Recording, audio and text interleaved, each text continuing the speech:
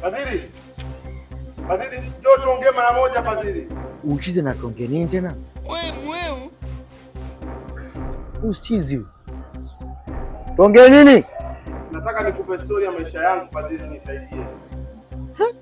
Niujize, Chiza kwenda katoa historia ya maisha yako. Uniambia nini? Naomba tukae Fadhili. Okay fine. Kama una jambo tuzungumze. Takisema wewe unakotea uchizi wako hapa. Tukae tu.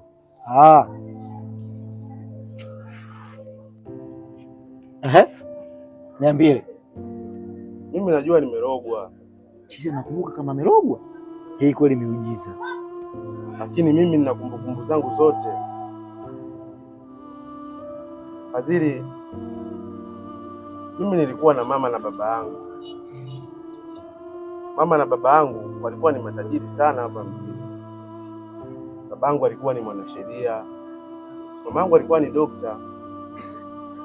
Walikuwa na mali nyingi sana. Tulikuwa tunawasaidia ndugu zetu wote. Na mimi kwetu nimezaliwa peke yangu Fadhili. Hilo nalifahamu. Maana stori zako zipo kila kona. Babangu alikuwa na nyumba Ilala 3. Alikuwa na majengo ya biashara Kariakoo. Mamangu pia alikuwa ni dokta mzuri sana pale Muhimbili. Lakini nilipofika mwaka 2009, babangu na mamangu walipata ajali, wakafariki. Pole sana. Fadhili, mimi najua nimerogwa. Na ukitaka kujua maajabu ya Mungu, mimi nakumbuka kila kitu kuhusu familia yetu. Kila kitu. Japo nimerogwa, ila kwa hilo mimi namshukuru sana Mungu. Kwa hiyo hebu naona napoteza muda. Hebu nenda kwenye point. Ni nini hasa unataka mimi nikusaidie?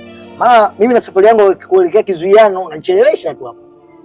The fat madman, hebu niambie ukweli kile kitu ambacho nataka kuniambia. Fadhili, mimi nataka unisaidie kurudisha mali zangu. Sasa kama mimi nina uwezo gani wa kurudisha mali zangu? Bali ushadhulumiwa. Mali gani tena? Mimi sina uwezo wa kurudisha mali zako. Unaona ile nyumba yetu ya Tabata?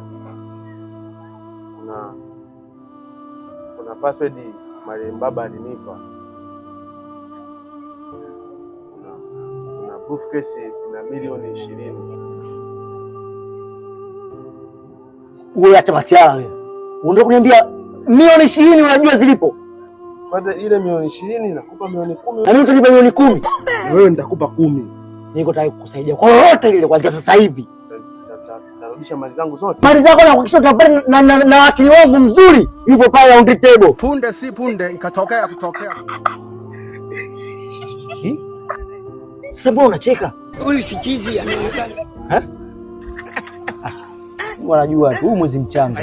Sasa Chiza mwana akapona. Chiza mwana akapona. Chiza kisha wako ameshatoka. Kwa nini kupiga kitu cha tumbo? Acha tamaa.